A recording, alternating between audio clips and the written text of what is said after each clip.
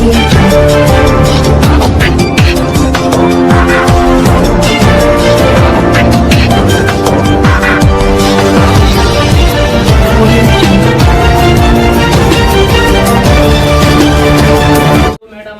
देत नाही। आम्ही तिथं अतिक्रमण केलेलं नाही, ती पंचायत समितीचे लोकच अतिक्रमण करत आहे, तिथं जाळ्या मारत आहे ती। आणि आम्ही त्यांना निवेदन दिले, सगळं म्हणणं आल्यानंतर ती आमच्यावर काही ऍक्शन घेत नाही। तर आमचं एवढं म्हणण्याचं तात्पर्य हे होतं की पोटबरे सरांसोबत आम्ही कलेक्टर साहेबांना निवेदन देण्यात आलेलं आहे आमचा। तर त्यांनी आम्हाला आश्वासन दिलं, त्याच्यामुळे आम्ही जे आहे तर ती सगळेजण जमा झाले होते। 40 वर्षापासून व्यवसाय करीत आहोत, आमचे छोटे मोठे व्यवसाय आहेत, तरी बीडीओ मॅडम आम्हाला का दुकान टाकू देत नाहीत। आणि प्रशासनाचं काम आहे की गरीब लोकांना रोजगार देण्यात यावे, तर तेच आमचा रोजगार हे करत आहेत। सर तुम्ही बोला थोडं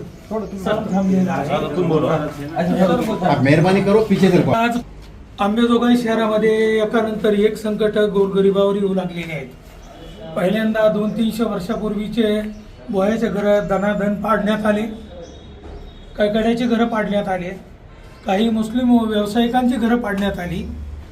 आणि तो वरवटा जोपर्यंत जात नाही तोपर्यंत पुन्हा लगेच एकाधिकारशाही चालविणाऱ्या बीडीओ मॅडम कुणीतरी आल्यात असं मग कळलेलं आहे मला। आणि त्यांचा काहीही संबंध नसताना त्यांच्या संरक्षक भिंतीच्या पलीकडं जी BNCचा रोड आहे त्याच्यावर ज्या नाल्या होऊ लागलेल्या आहेत, त्या नाल्यावर त्यांनी अतिक्रमणाला सुरुवात केली आहे। त्यांच्यावर तर खऱ्या अर्थानं गुन्हा दाखल झाला पाहिजे, नंबर 1। आणि जे लोक तिथं व्यवसाय करतात, धंदे करतात, त्यांचा आणि नगरपालिकेचा संबंध आहे, कारण या शहरातील हे लोक आहेत। आणि पंचायत समिती ही मूळ या ग्रामीण भागासाठीचं ते मुख्य ऑफिस आहे, त्यांना काही अधिकार नाही शहरामध्ये काडी उचलण्याचा किंवा काडी टाकण्याचा। त्यांच्या जागेत त्यांनी काय करावं हे त्यांनी ठरवलं पाहिजे। हे गोरगरीब माणसं गेल्या 40 ते 45 वर्षानं या रोडवर ते काम करतात, ही तिसरी पिढी आहे त्यांची। आणि त्यांचा धंदा उद्ध्वस्त करण्यासाठी हे अशा प्रकारचं, जसं सरकारवरचा एकाधिकारशाहीवाला आहे तसलेच अधिकारी इथं येऊ लागलेले आहेत। तर त्यांना माझं सांगणं आहे की तुम्ही जरा ठिकाणावर या, तुमचे डोके ठिकाणावर ठेवा, तुमच्या अधिकारात तुम्ही राहा।